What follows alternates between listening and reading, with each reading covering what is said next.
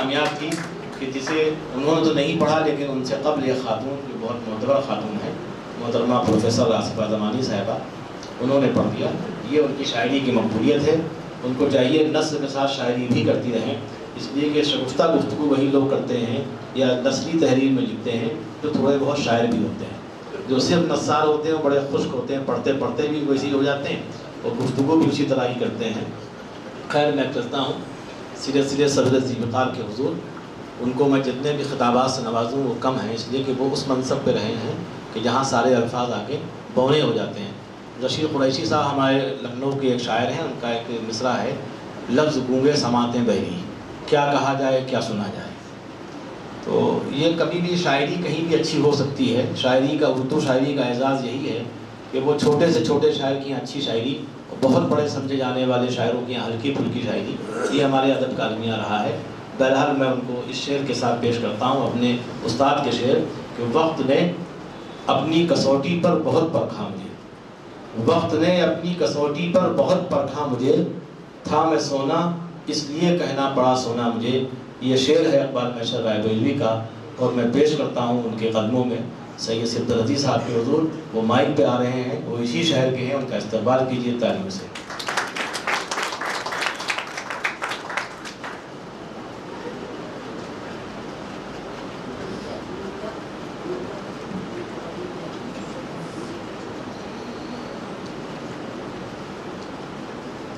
Professor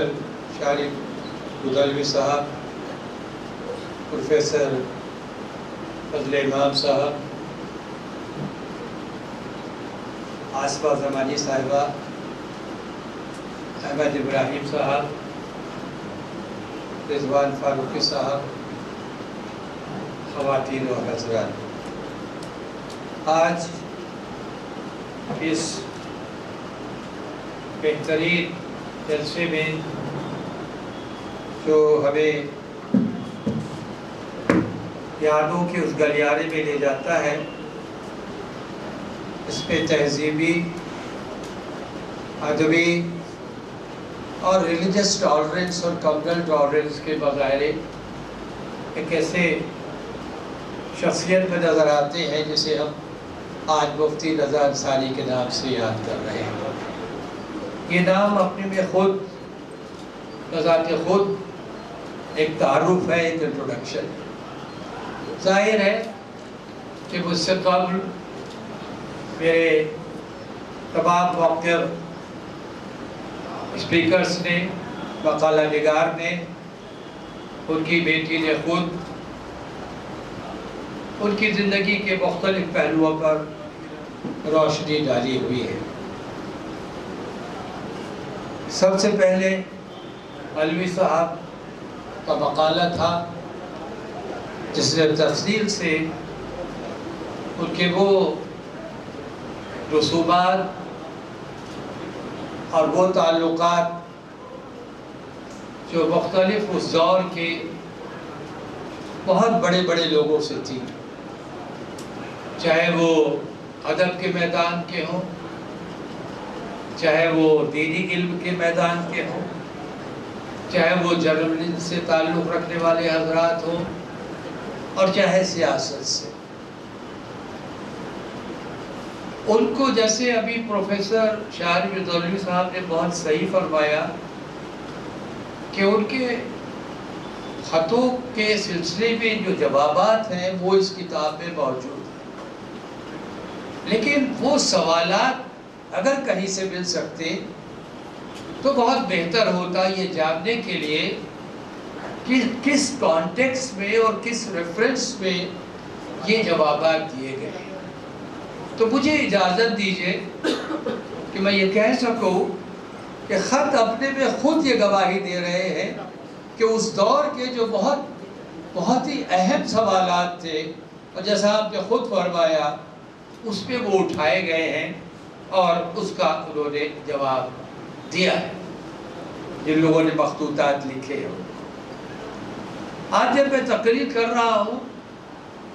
تو اس گھرانے سے اور فرنگی محل سے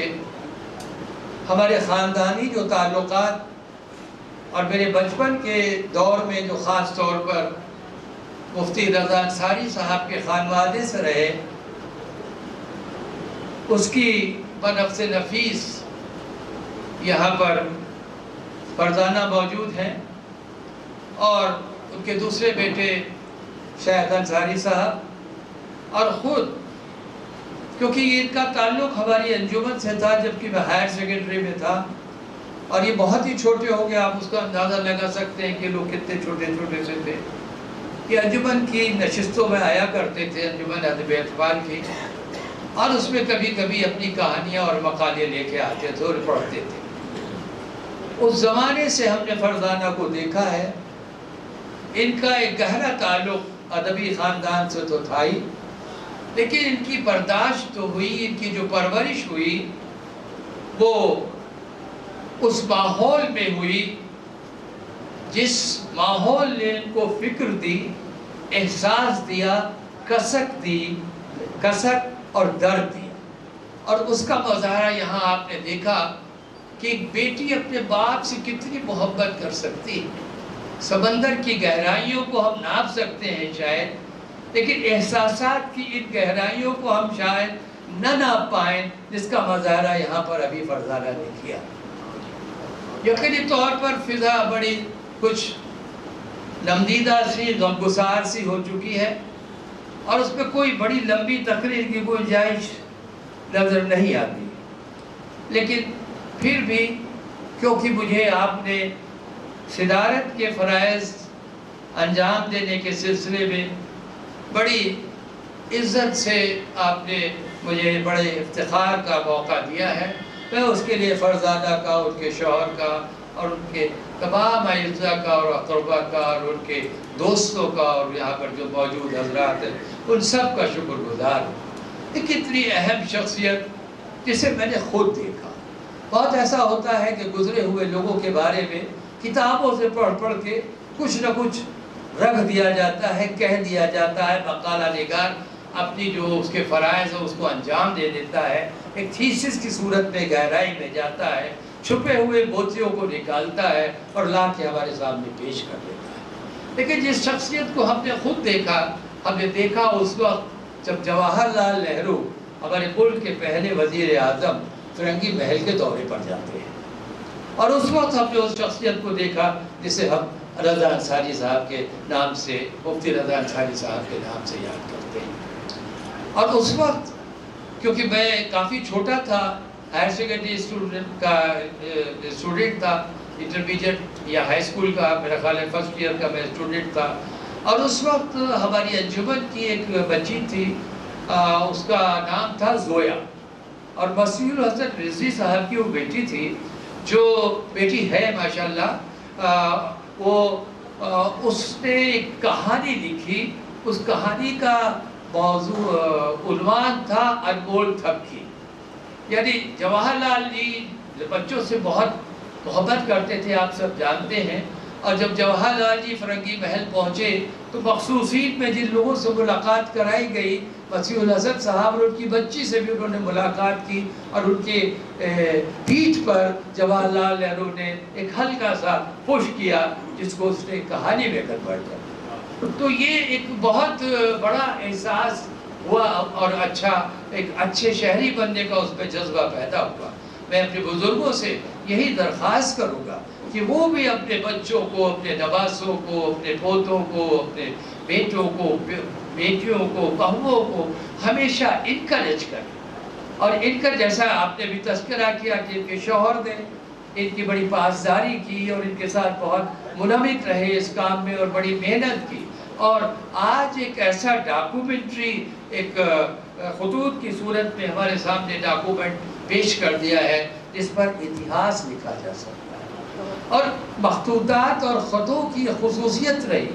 آج سے نہیں، اینشینٹ انڈیا، اینشینٹ ایجپٹ اور چائنا اور گریکس اور روم یہ تمام ممالک کی اگر مخطوطات کے ذریعے جو ہسٹری بنائی گئی ہے اور تیار کی گئی ہے، ظاہر ہے ریفرنس بک اس زمانے میں نہیں ہوتی تھی، اور یہ شاید کاغذ بھی اویلیبل نہیں تھا اس دور میں، وہ کبھی پتھر کی چٹانوں پر اور کبھی میٹل کے اوپر، اور دھیرے دھیرے کرتے کرتے درخت کی چھالوں سے ہوتے ہوتے یہ کاغذ ہماری صورت میں آیا۔ تو اس دور میں لوگ کیسا سوچتے تھے، اور مختلف جو ہمارے طبقے ہیں، یعنی اس میں بڑے بڑے لوگ نہیں ہیں، بڑے بڑے نام لیے گئے، جیسا ابھی جزوی صاحب کے والد کا تذکر آیا، تو ایک تو کامنر تھے اس وقت، ٹھیک ہے، وہ ڈپٹی سپرنٹینڈنٹ تھے ایک دینی مدارس کے، لیکن ان کا جو ایک معاملہ تھا اپنے بیٹے کے سلسلے میں، بے پناہ محبت کرتے تھے اپنے بیٹے سے، لیکن بیٹا ناراض تھا۔ اور اس دور میں کیا اس دور میں بھی سوتیلی ماں کے ہوتے ہوئے بچوں پہ کیا گزرتی ہے، اس کا اگر آپ سائیکولوجیکل اسسمنٹ کریں تو حسن صاحب نے جو خطوط لکھے اور ایک درمیانی راستہ نکالنے کی کوشش کی کہ آپ کی بدولت، آپ کے سہارے سے، آپ کے واسطے سے میرا بیٹا میرے گھر پر واپس آ جائے تو کیا کہنا۔ آگے اس کتاب میں کہیں لکھا ہوا ہے، شاید یہ آپ نے اپنے آرٹیکل میں لکھا ہے کہ خمار صاحب اس معاملے، ہمارے مجاز صاحب اس معاملے میں پڑھے، اور پھر جزوی صاحب کا اور ان کے والد کا رشتہ جو ہے استوار ہوا۔ میں وہ پہلو جو سیاسیات سے تعلق رکھتے ہیں، اس وقت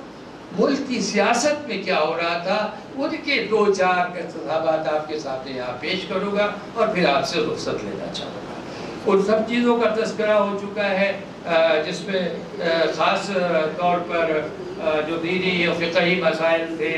اور ادبی مسائل تھے، ان کی جرنلزم کے کیا افکار تھے، اور ان کی کتابوں میں انہوں نے کیا ایک منصف کی مصنف کی حیثیت سے انہوں نے کیا لکھا، ایک جرنلسٹ کی حیثیت سے، کیونکہ میں نے ان کو جرنلسٹ کی حیثیت سے بہت قریب سے تو نہیں دیکھا، لیکن اس وقت بھی ہم لوگ قومی آواز دفتر جایا کرتے تھے اپنی انجمن کی خبریں چھپوانے کے لیے، اور اس وقت ہم کو چودھری نصیر صاحب سے ہماری ملاقات ہوتی تھی، اور وسیع الحسن رضوی صاحب سے ملاقات ہوتی تھی، اور کبھی کبھی عشرت صدیقی صاحب سے ملاقات ہوتی تھی، اور کبھی کبھی حیات اللہ انصاری صاحب کے بعد بھی ہم لوگ پہنچ جاتے تھے، کیونکہ وہ ہماری انجمن کے سرپرست ہوا کرتے تھے۔ بہرکیف میں آپ کی توجہ اس واقعے کی طرف لے چلنا چاہوں گا جس کا سوال شاید مفتی صاحب نے مولانا ابوالکلام آزاد سے کیا ہوگا، اور اس کا جواب جو نینی تال سے سن 40 میں 25 اپریل سن 40 کو 2 اکتوبر سن 40 کو 25 اپریل سن 40 کے لکھے ہوئے خط کا جواب جو مولانا نے دیا ہے، انہوں نے فرمایا ہے کہ آپ نے معاملے پر غور نہیں کیا۔ میں کوٹ کر رہا ہوں، لاہور مسلم لیگ کی تجویز قطعاً ناقابل عمل ہے، اور مسلمانان ہند کے لیے بھی کچھ سود بند نہیں، یہ صرف ایک کام اس طرح دے سکتی ہے، یعنی ہندوستان کے مسئلے کی راہ میں رکاوٹ بن جائے، نہ تو یہ پتھر ہٹ سکے گا نہ راہ کھلے گی۔ چنانچہ انگریزوں نے اس سے کام لینا شروع کیا،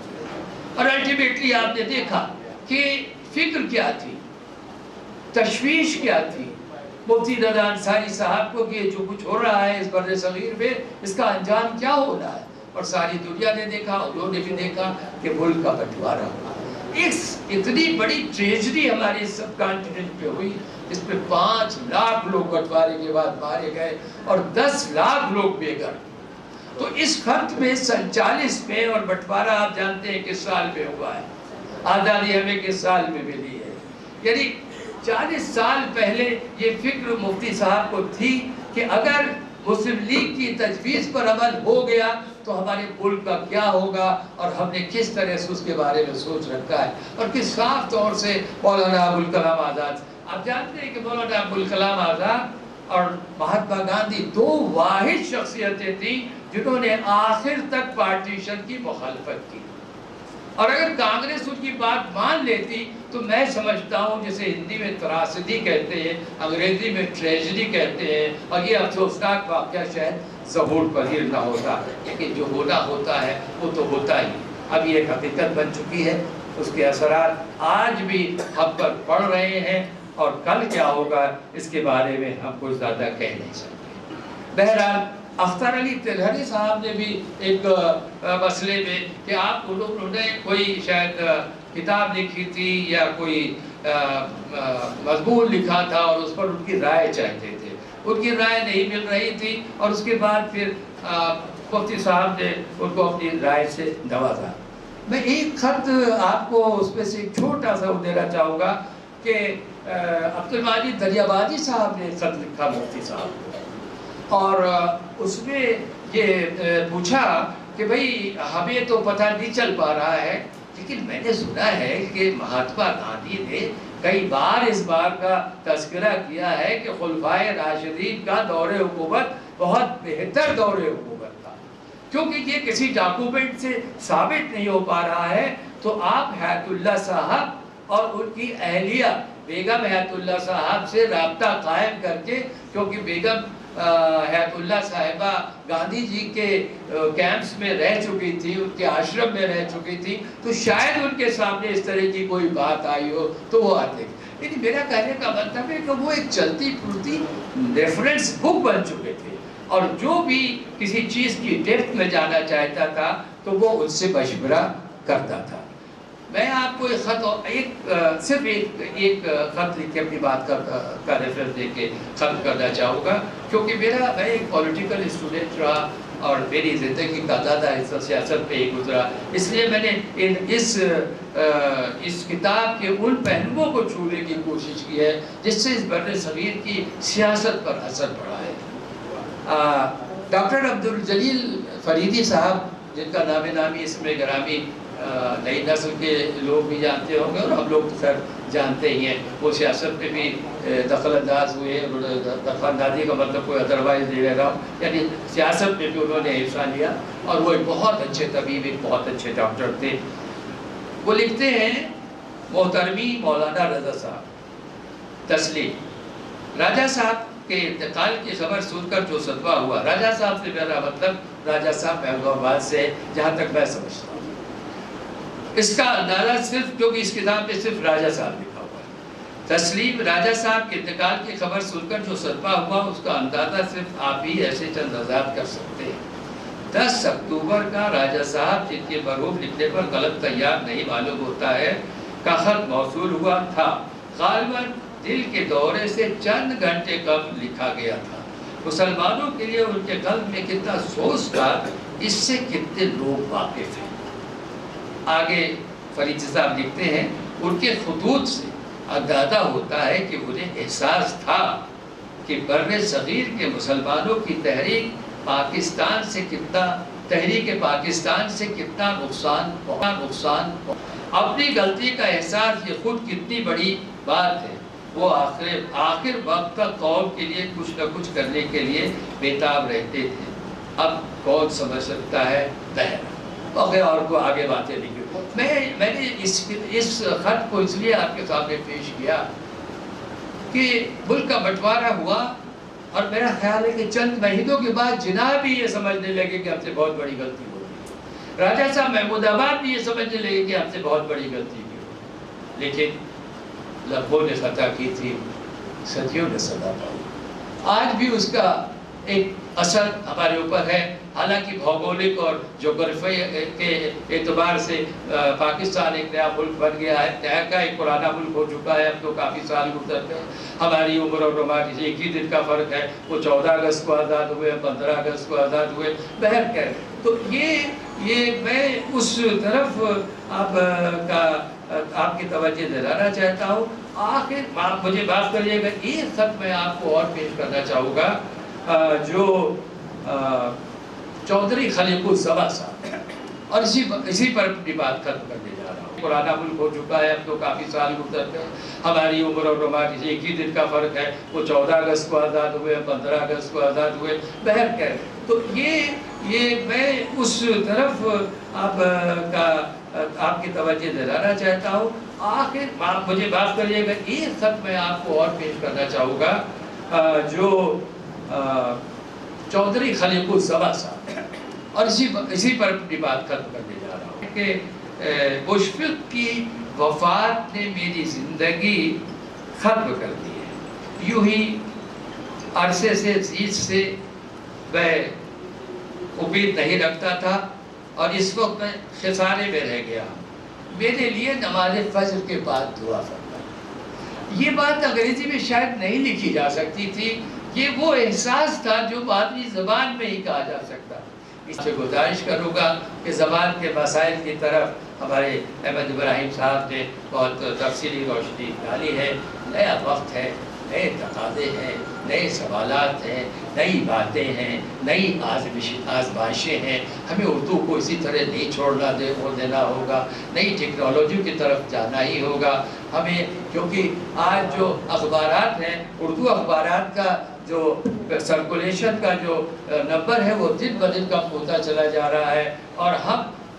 ہندی کی بات چھوڑ دیجئے تو راشٹری بھاشا ہے ہماری. ہم چھوٹی چھوٹی زبانیں اسمیہ اور ناگالینڈ میں بولی والی زبانوں کے برابر جا کر کھڑے ہو گئے ہیں. اس لیے ڈیجیٹائزیشن کا زمانہ ہے، ڈیجیٹل اخبار نکل رہے ہیں. کچھ ہمیں نئی فکر کی طرف توجہ دینی چاہیے. اردو کو زندہ رکھنے کے لیے نئی باتیں سوچنی چاہیے. میں اپنی طرف سے اپنا مکمل خراج عقیدت ایک بار پھر مفتی رضا انصاری صاحب جو ایک بہت بڑا بہا شخصیت تھے اور ان کی افادیت آج بھی ہم اٹھا سکتے ہیں، ان کی خدمت میں پیش کرتا ہوں اور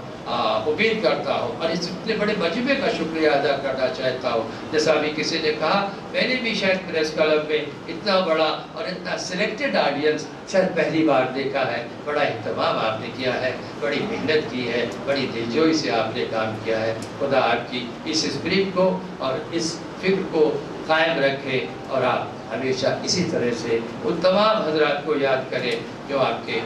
والد کے دوست تھے. ان سے بھی ہم بہت کچھ، ان کے رابطے سے بھی ہم بہت کچھ حاصل کر سکتے ہیں. آپ کی دلی تمنائیں پوری ہوں. خدا حافظ. صدر ذی وقار کی بامقصد اور مفصل تقریر کے بعد محفل کا اختتام ہوا. یہ کہا جائے کہ التوا ہوا اس وقت تک کے لیے جب تک کہ کوئی دوسری کتاب فرزانہ صاحبہ کی نہ آ جائے اور پھر سے ہم لوگوں کو دعوت دی جائے، پھر ہم لوگ یکجا ہوں. شاعر کوثر صاحب سے بات کا آغاز ہو اور سید صفت العزیز صاحب پہ تتمہ ہو. بس انہی خواہشات کے ساتھ محفل ختم ہوئی. اور شکریہ کے لیے میں درخواست کرتا ہوں جناب اعجاز احمد صاحب سے، جو اعجاز اللہ صاحب وہ تشریف لائیں. خوبصورت آدمی ہیں. جو لوگ دل کے اچھے ہوتے ہیں وہ چہرے کے بھی اچھے ہوتے ہیں. وہ